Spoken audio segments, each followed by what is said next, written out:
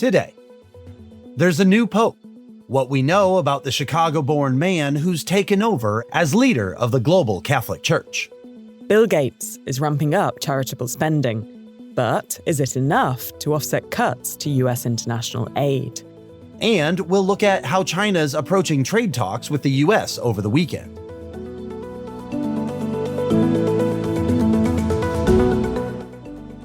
It's Friday, May 9th. This is Reuters World News, bringing you everything you need to know from the front lines in 10 minutes every weekday. I'm Tara Oakes in Liverpool. And I'm Christopher Walljasper in Chicago.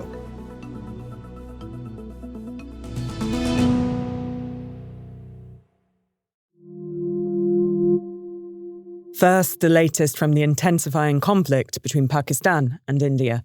Pakistan's armed forces launched multiple attacks using drones and other munitions along India's entire western border overnight, the Indian Army says. Pakistan says the Indian Army statement is baseless and misleading. Habemus Papam. White smoke from the Sistine Chapel chimney, signalling that the world's Catholics have a new leader.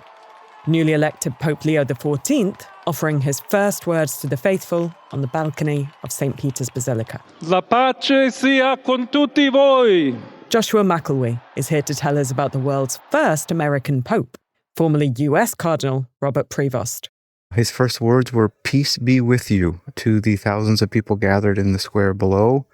And the image we got was of the first American Pope, clearly choosing to be the Pope, the Bishop of Rome, speaking in the language of the church, Italian. Was he a surprise choice?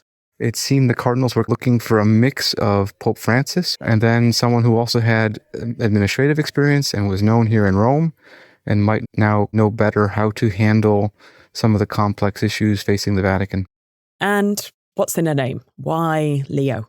The last Pope, Leo XIII, was known as the Pope of the Workers. Pope Leo XIII advocated for fair pay for workers' rights to join unions and a lot of kind of the nuts and bolts items of the labor movement that many Catholics and people around the world will know. Now, when news broke that the next pope was born and raised right here in Chicago, I grabbed my microphone and headed downtown to hear how people were reacting to the news. Pope Leo XIII was the Pope of the working man. So I think he's kind of following that idea. That's John, a lifelong Chicagoan and Catholic outside St. Peter's Church in the Chicago Loop. Now, when Pope Leo XIV was still known as Robert Prevost, he lived on Chicago's South Side before spending much of his career as a missionary in Peru. While Chicagoans celebrate Prevost becoming Pope, memes about deep dish pizza infiltrating the Vatican and questions about whether his baseball allegiances are to the Cubs or to the White Sox have flooded social media. And to be clear, he's a White Sox fan.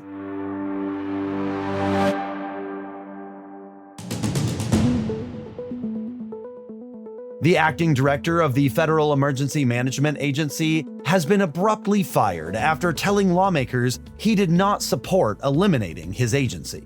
The leadership change comes weeks before hurricane season is set to begin.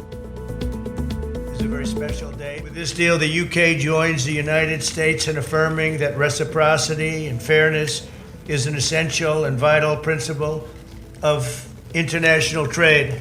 President Trump and British Prime Minister Keir Starmer have announced a limited bilateral trade deal. Trump's 10% tariffs on British exports remain in place, but prohibitive U.S. duties on British car exports are lower.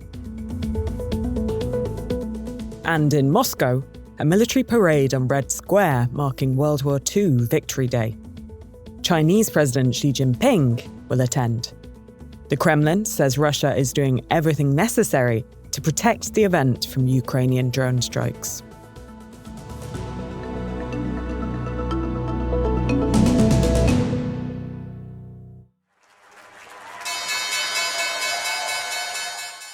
Diplomats from the US and China will meet this weekend in Switzerland to begin working through trade differences between the two economic powerhouses. President Trump says he's optimistic there will be substantive negotiations, and the 145% tariffs will likely come down. Anthony Swadkowski is reporting on how China's approaching the talks from Beijing. I think a week ago, we still had this imagery in China where they were putting out videos from the Korean War showing Chinese fighter jets shooting down American airplanes, saying we will never yield. But what a difference a week makes. There are a couple of different things that have been sort of playing out behind the scenes that have induced both sides to the negotiating table. For the Chinese, it was being increasingly clear for the officials here that companies are really struggling to replace the U.S. consumer and the U.S. market and quickly trying to shift, your export market. Things might be a little bit more complicated.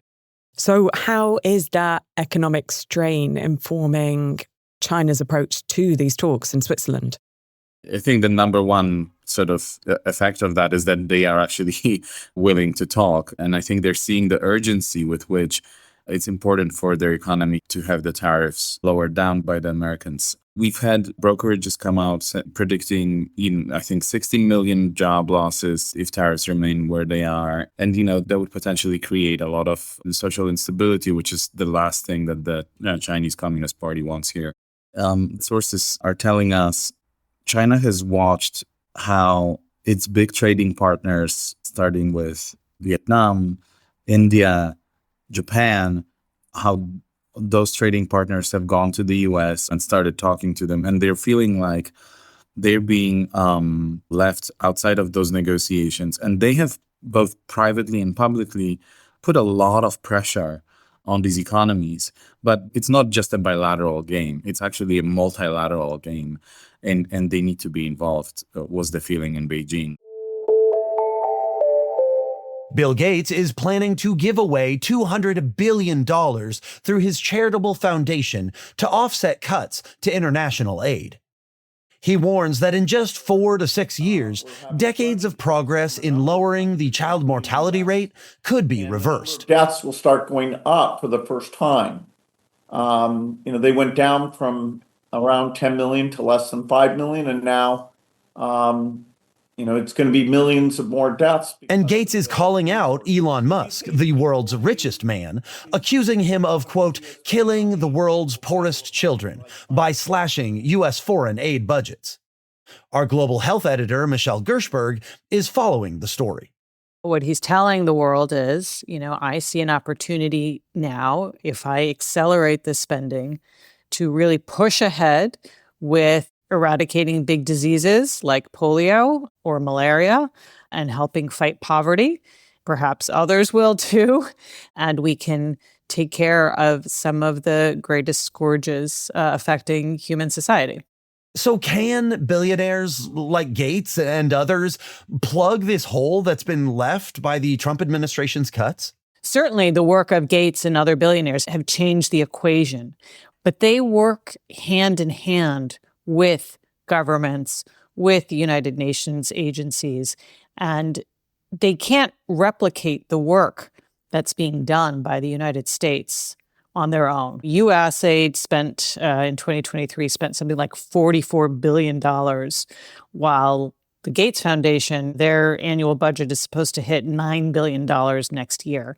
So, even just in terms of the amounts, as well as the infrastructure and the know-how, they're complementary. There's an extent to which the Gates Foundation can help support programs that get pulled back. That's going to be a big question going forward with this acceleration of the spending, but they can't replace it. Now, Gates and Musk once agreed over the role of the wealthy in giving away money to help others, but have since clashed several times. In a reply to a tweet on his X social media platform that featured an interview with Gates warning about US aid cuts, Musk said, "Gates is a huge liar." Musk's spokespeople were not immediately available for comment.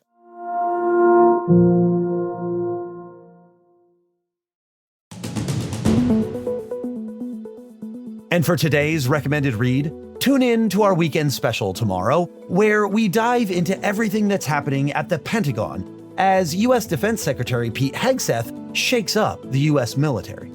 For more on any of the stories from today, check out Reuters.com or the Reuters app. Don't forget to follow us on your favourite podcast player, and we'll be back on Monday with our daily headline show.